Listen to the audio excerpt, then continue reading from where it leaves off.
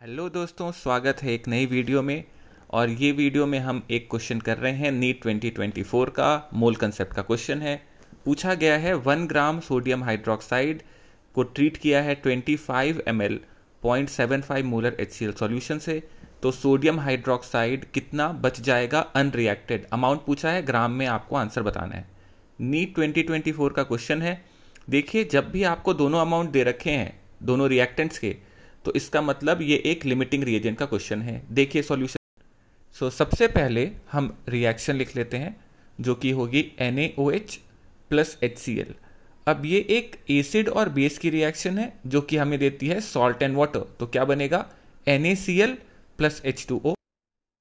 एक बार रिएक्शन लिखने के बाद अब हम रिएक्टेंट्स की अमाउंट लिख लेते हैं। यहाँ पर 1 ग्राम NaOH और HCl है 25 ml और 0.75 मोलर।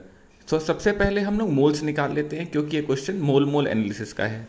तो मोल्स हो जाएगा mass by molar mass NaOH के लिए, और HCl के लिए मोलैरिटी वॉल्यूम से मल्टीप्लाई कर दीजिए। तो मोल्स हो जाएगा molarity into volume, because moles होता है मोलैरिटी इंटू वॉल्यूम, जिसमें वॉल्यूम होना चाहिए लीटर के अंदर में। अब जरा हम वैल्यू सब्स्टिट्यूट करके देख लेते हैं। तो NaOH का मोलर मास पहले से पता है हमें 40 होता है, तो ये हो गया 1/40। और HCl का जो मोल्स होगा वो हो जाएगा 25 इंटू 0.75, क्योंकि मोलैरिटी इंटू वॉल्यूम, और 1000 से डिवाइड कर दिया because volume should be in litre. अब देखिए 1/40 सॉल्व करेंगे तो 0.025, और जब HCl के मोल्स निकालेंगे 0.75 इंटू 25/1000, तो ये आएगा 0.01875 के बराबर।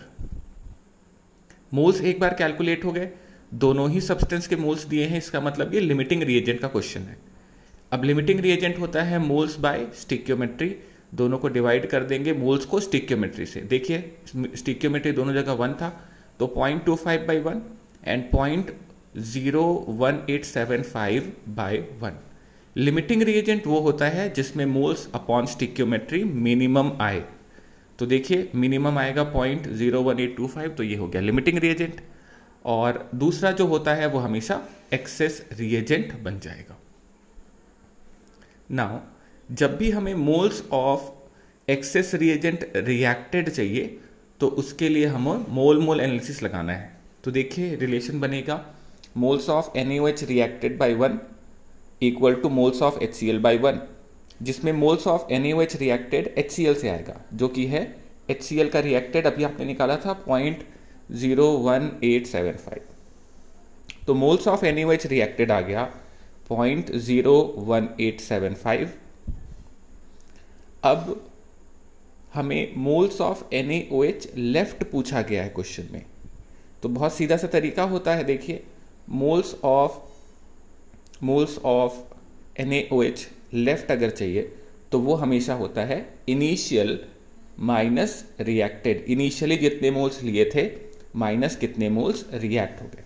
तो इनिशियली जो मोल्स लिया था वो हमने कैलकुलेट किया है 0.025, और जो रिएक्ट हुआ है वो अभी हमने फाइंड किया 0.01875। इनको सब्ट्रैक्ट करते हैं तो वैल्यू आ जाएगी 0.00625 मोल्स। अब मोल्स से हमें चाहिए मास, क्योंकि ऑप्शन में मास दे रखा है। तो मास होता है moles into molar mass. Mass is equal to moles into molar mass. तो मोल्स हमने निकाल लिया है। मोलर मास NaOH का होता है 40, तो 0.0625 इंटू 40 किया, और ये आ जाएगा 0.25 ग्राम। और अगर इसे मिलीग्राम में निकाले तो 250 मिलीग्राम आ गया। अब ऑप्शन में देख लीजिए तो आपको दिखाई देगा यहाँ दैट ऑप्शंस में NaOH सोडियम हाइड्रोक्साइड लेफ्ट पूछा है, तो वो आ गया 250 milligram, and that will be the answer second. Right. Thank you for watching. Please like करें, सब्सक्राइब कीजिए। Thank you.